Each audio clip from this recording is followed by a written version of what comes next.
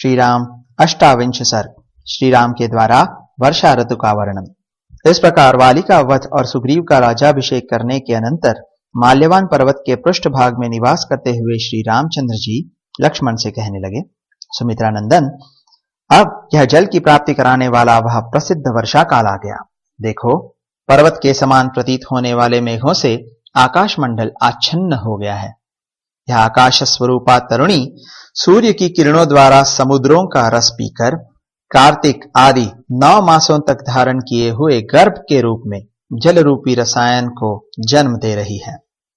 इस समय मेघ रूपी सोपान पंक्तियों मतलब सीढ़ियों द्वारा आकाश में चढ़कर गिरिमल्लिका और अर्जुन पुष्प की मालाओं से सूर्यदेव को अलंकृत करना सरल सा हो गया है। संध्या काल की लाली प्रकट होने से बीच में लाल तथा किनारे के भागों में श्वेत एवं स्निग्ध प्रतीत होने वाले मेघखंडों से आच्छादित हुआ आकाश ऐसा जान पड़ता है मानो उसने अपने घाव में रक्त रंजित सफेद कपड़ों की पट्टी बांध रखी हो। मंद मंद हवा निश्वास सी प्रतीत होती है। संध्या काल की लाली लाल चंदन बनकर ललाट आदि अंगों को अनुरंजित कर रही है तथा मेघ रूपी कपोल कुछ कुछ पांडुवर्ण का प्रतीत होता है। इस तरह यह आकाश कामातुर पुरुष के समान जान पड़ता है। जो ग्रीष्म ऋतु में घाम से तप गई थी, वह पृथ्वी वर्षा काल में नूतन जल से भीगकर सूर्य किरणों से तपी और आंसुओं से भीगी हुई शोक संतप्त सीता की भांति बाष्प विमोचन मतलब उष्णता का त्याग अथवा अश्रुपात कर रही है। मेघ के उदर से निकली कपूर की डाली के समान ठंडी तथा केवड़े की सुगंध से भरी हुई इस बरसाती वायु को मानो अंजलियों में भरकर पिया जा सकता है। यह पर्वत जिस पर अर्जुन के वृक्ष खिले हुए हैं तथा जो केवड़ों से सुवासित हो रहा है, शांत हुए शत्रु वाले सुग्रीव की भांति जल की धाराओं से अभिषिक्त हो रहा है। मेघ रूपे काले मृगचर्म तथा वर्षा की धारा रूप यज्ञोपवित धारण किए वायु से पूरित गुफा या हृदय वाले ये पर्वत ब्रह्मचारियों की भांति मानो वेदाध्ययन आरंभ कर रहे हैं। ये बिजलियां सोने के बने हुए कोड़ों के समान जान पड़ती है। इसकी मार खाकर मानो व्यथित हुआ आकाश अपने भीतर व्यक्त हुई मेघों की गंभीर गर्जना के रूप में आर्तनाद सा कर रहा है।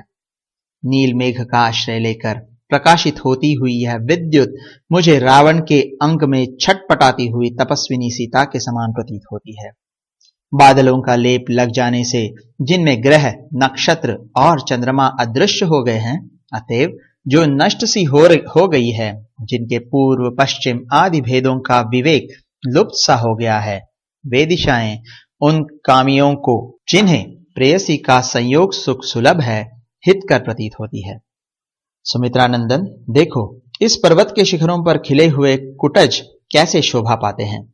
कहीं तो पहली बार वर्षा होने पर भूमि से निकले हुए भाप से ये व्याप्त हो रहे हैं और कहीं वर्षा के आगमन से अत्यंत उत्सुक मतलब हर्षोत्फुल्ल दिखाई देते हैं। मैं तो प्रिया विरह के शोक से पीड़ित हूं और ये कुटज पुष्प मेरी प्रेमाग्नि को उद्दीप्त कर रहे हैं। धरती की धूल शांत हो गई है। अब वायु में शीतलता आ गई। गर्मी के दोषों का प्रसार बंद हो गया। भूपालों की युद्ध यात्रा रुक गई और परदेशी मनुष्य अपने अपने देश को लौट रहे हैं। मानस सरोवर में निवास के लोभी हंस वहां के लिए प्रस्थित हो गए हैं। इस समय चकवे अपनी प्रियों से मिल रहे हैं। निरंतर होने वाली वर्षा के जल से मार्ग टूट फूट गए हैं, इसलिए उन पर रथ आदि नहीं चल रहे हैं। आकाश में सब ओर बादल छिटके हुए हैं। कहीं तो उन बादलों से ढक जाने के कारण आकाश दिखाई नहीं देता है और कहीं उनके फट जाने पर वह स्पष्ट दिखाई देने लगता है। ठीक उसी तरह जैसे जिसकी तरंगमालाएं शांत हो गई हों, उस महासागर का रूप कहीं तो पर्वतमालाओं से छिप जाने के कारण नहीं दिखाई देता और कहीं पर्वतों का आवरण न होने से दिखाई देता है। इस समय पहाड़ी नदियां वर्षा के नूतन जल को बड़े वेग से बहा रही हैं। वह जल सर्ज और कदम के फूलों से मिश्रित है। पर्वत के गेरू और धातुओं से लाल रंग का हो गया है तथा मयूरों की केका ध्वनि उस जल के कलकनाद का अनुसरण कर रही है। काले काले भौरों के समान प्रतीत होने वाले जामुन के सरस फल आजकल लोग जी भरकर खाते हैं और हवा के वेग से हिले हुए आम के पके हुए बहुरंगी फल पृथ्वी पर गिरते रहते हैं। जैसे युद्ध स्थल में खड़े हुए मतवाले गजराज उच्च स्वर से चिघाड़ते हैं, उसी प्रकार गिरिराज के शिखरों की सी आकृति वाले मेघ जोर जोर से गर्जना कर रहे हैं। चमकती हुई बिजलियां इन मेघ रूपी गजराजों पर पताकाओं के समान फहरा रही हैं और बगुलों की पंक्तियां माला के समान शोभा देती हैं। देखो, अपराह्न काल में इन वनों की शोभा अधिक बढ़ जाती है। वर्षा के जल से इनमें बड़ी बड़ी घासें बढ़ गई है। झुंड के झुंड मोरों ने अपना नृत्योत्सव आरंभ कर दिया है और मेघों ने इनमें निरंतर जल बरसाया है। बक पंक्तियों से सुशोभित ये जलधर मेघ जल का अधिक भार ढोते और गरजते हुए बड़े बड़े पर्वत शिखरों पर मानो विश्राम ले लेकर आगे बढ़ते हैं। गर्भ धारण के लिए मेघों की कामना रखकर आकाश में उड़ती हुई आनंद मग्न बालिकाओं की पंक्ति ऐसी जान पड़ती है मानो आकाश के गले में हवा से हिलती हुई श्वेत कमलों की सुंदर माला लटक रही हो। छोटे छोटे इंद्रगोप मतलब वीर बहुटी नामक कीड़ों से बीच बीच में चित्रित हुई नूतन घास से आच्छादित भूमि उस नारी के समान शोभा पाती है जिसने अपने अंगों पर तोते के समान रंग वाला एक ऐसा कंबल ओढ़ रखा हो जिसको बीच बीच में महावरे के रंग से रंग कर विचित्र शोभा से संपन्न कर दिया गया हो। चौमासे के इस आरंभ काल में निद्रा धीरे धीरे भगवान केशव के समीप जा रही है। नदी तीव्र वेग से समुद्र के निकट पहुंच रही है। हर्ष भरी बलाका उड़कर मेघ की ओर जा रही है और प्रियतमा सकाम भाव से अपने प्रियतम की सेवा में उपस्थित हो रही है। वन प्रांत मोरों के सुंदर नृत्य से सुशोभित हो गए हैं। कदम्ब वृक्ष फूलों और शाखाओं से संपन्न हो गए हैं। सांड गौओं के प्रति उन्हीं के समान काम भाव से आसक्त हैं और पृथ्वी हरी हरी खेती तथा हरे हरे वनों से अत्यंत रमणीय प्रतीत होने लगी है। नदियां बह रही है, बादल पानी बरसा रहे हैं, मतवाले हाथी चिघाड़ रहे हैं, वन प्रांत शोभा पा रहे हैं। प्रियतमा के संयोग से वंचित हुए वियोगी प्राणी चिंतामग्न हो रहे हैं। मोर नाच रहे हैं और वानर निश्चिंत एवं सुखी हो रहे हैं। वन के झरनों के समीप क्रीड़ा से उल्लासित हुए मदवर्षी गजराज केवड़े के फूल की सुगंध को सूंघकर मतवाले हो उठे हैं और झरने के जल के गिरने से जो शब्द होता है उससे आकुल हो ये मोरों के बोलने के साथ साथ स्वयं भी गर्जना करते हैं। जल की धारा गिरने से आहत होते और कदम की डालियों पर लटकते हुए भ्रमर तत्काल ग्रहण किए पुष्प रस से उत्पन्न गाढ़ मद को धीरे धीरे त्याग रहे हैं।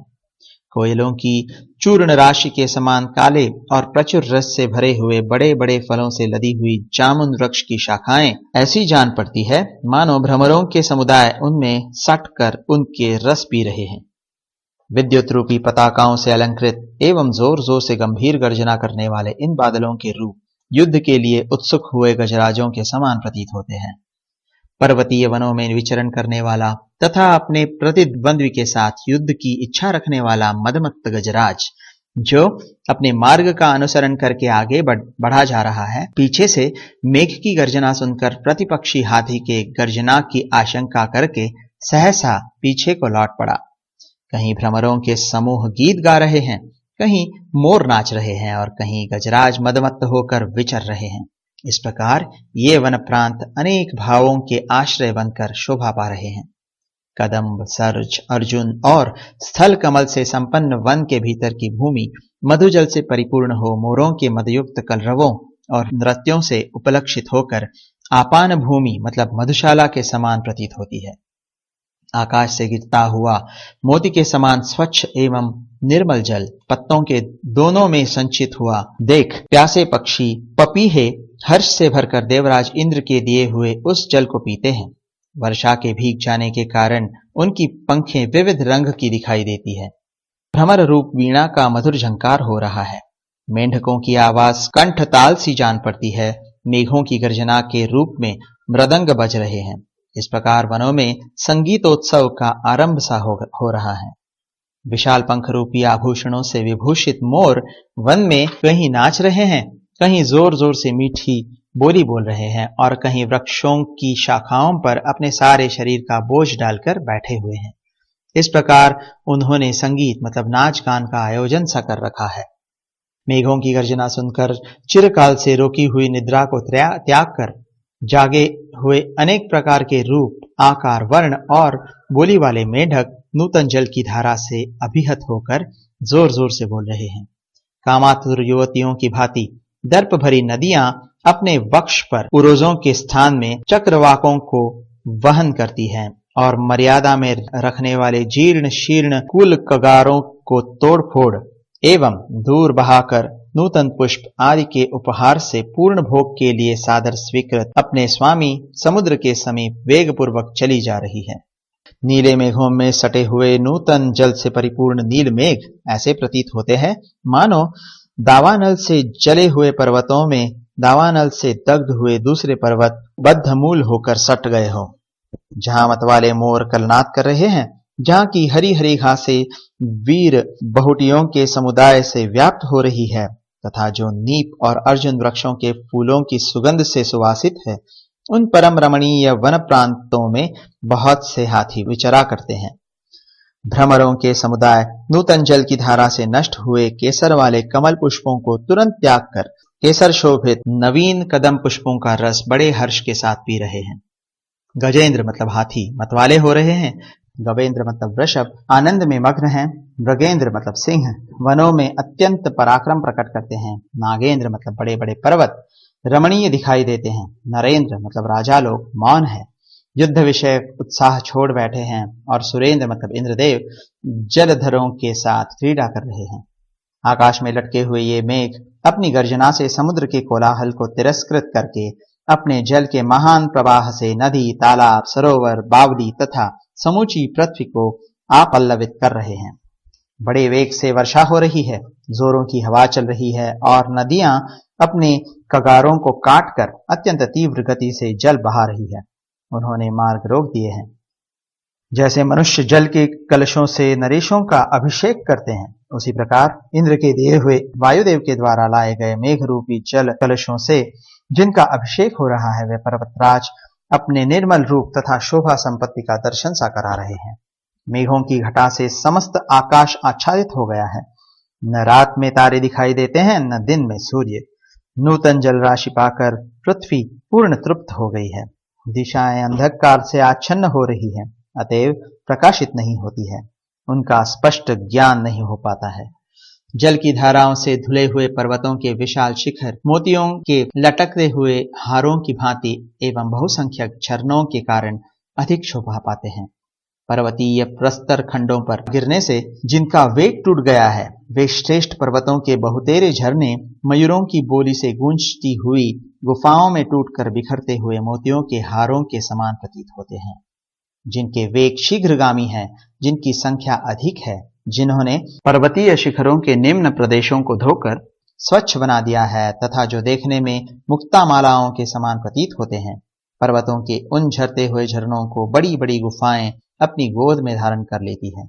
सूरत क्रीड़ा के समय होने वाले अंगों के आमर्दन से टूटे हुए देवांगनाओं के मौक्तिक हारों के समान प्रतीत होने वाली जल की अनुपम धाराएं संपूर्ण दिशाओं में सब ओर गिर रही हैं। पक्षी अपने घोंसलों में छिप रहे हैं, कमल संकुचित हो रहे हैं और मालती खिलने लगी है। इससे जान पड़ता है कि सूर्यदेव अस्त हो गए हैं। राजाओं की युद्ध यात्रा रुक गई, प्रस्थित हुई सेना भी रास्ते में ही पड़ाव डाले पड़ी है। वर्षा के जल ने राजाओं के वैर शांत कर दिए हैं और मार्ग भी रोक दिए हैं। इस प्रकार वैर और मार्ग दोनों की एक सी अवस्था कर दी है। भादों का महीना आ गया। यह वेदों के स्वाध्याय की इच्छा रखने वाले ब्राह्मणों के लिए उपाक्रम का समय उपस्थित हुआ है। समागम करने वाले विद्वानों के स्वाध्याय का भी यही समय है। कोसल देश के राजा भरत ने 4 महीने के लिए आवश्यक वस्तुओं का संग्रह करके गत आषाढ़ की पूर्णिमा को निश्चय ही किसी उत्तम व्रत की दीक्षा ली होगी। मुझे वन की ओर आते देख जिस प्रकार अयोध्यापुरी के लोगों का आर्तनाद बढ़ गया था, उसी प्रकार इस समय वर्षा के जल से परिपूर्ण होती हुई सरयू नदी का वेग अवश्य ही बढ़ रहा होगा। यह वर्षा अनेक गुणों से संपन्न है। इस समय सुग्रीव अपने शत्रु को परास्त करके विशाल वानर राज्य पर प्रतिष्ठित है और अपनी स्त्री के साथ रहकर सुख भोग रहे हैं। किंतु लक्ष्मण, मैं अपने महान राज्य से तो भ्रष्ट हो ही गया हूँ, मेरी स्त्री भी हर ली गई है, इसलिए पानी से गले हुए नदी के तट की भांति कष्ट पा रहा हूँ। मेरा शोक बढ़ रहा है। मेरे लिए वर्षा के दिनों को बिताना अत्यंत कठिन हो गया है और मेरा महान शत्रु रावण भी मुझे अजेय सा प्रतीत होता है। एक तो यह यात्रा का समय नहीं है, दूसरे मार्ग भी अत्यंत दुर्गम है, इसलिए सुग्रीव के नतमस्तक होने पर भी मैंने उनसे कुछ कहा नहीं है। वानर सुग्रीव बहुत दिनों से कष्ट भोगते थे और दीर्घ काल के पश्चात अब अपनी पत्नी से मिले हैं। इधर मेरा कार्य बड़ा भारी है, थोड़े दिनों में सिद्ध होने वाला नहीं है, इसलिए मैं इस समय उससे कुछ कहना नहीं चाहता हूँ। कुछ दिनों तक विश्राम करके उपयुक्त समय आया हुआ जान वे स्वयं ही मेरे उपकार को समझेंगे, इसमें संशय नहीं है। अतः शुभ लक्षण लक्ष्मण, मैं सुग्रीव को प्रसन्नता और नदियों के जल की स्वच्छता चाहता हुआ शरत काल की प्रतीक्षा में चुपचाप बैठा हुआ हूँ। जो वीर पुरुष किसी के उपकार से उपकृत होता है, वह प्रत्युपकार करके उसका बदला अवश्य चुकाता है, किंतु यदि कोई उपकार को न मानकर या भूलकर प्रत्युपकार से मुंह मोड़ लेता है, वह शक्तिशाली श्रेष्ठ पुरुषों के मन को ठेस पहुंचाता है। श्री रामचंद्र जी के ऐसा कहने पर लक्ष्मण ने सोच विचार कर उसकी भूरी भूरी प्रशंसा की और दोनों हाथ जोड़कर अपनी शुभ दृष्टि का परिचय देते हुए वे नयनाभिराम श्री राम से इस प्रकार बोले। नरेश्वर, जैसे कि आपने कहा है, वानर राज सुग्रीव शीघ्र ही आपका यह सारा मनोरथ सिद्ध करेंगे, अतः आप शत्रु के संहार करने का दृढ़ निश्चय लिए शरत काल की प्रतीक्षा कीजिए और इस वर्षा काल के विलंब को सहन कीजिए। इस प्रकार श्री वाल्मीकि निर्मित आर्ष रामायण आदि काव्य के किष्किंधा कांड में 28वां सर्ग पूरा हुआ।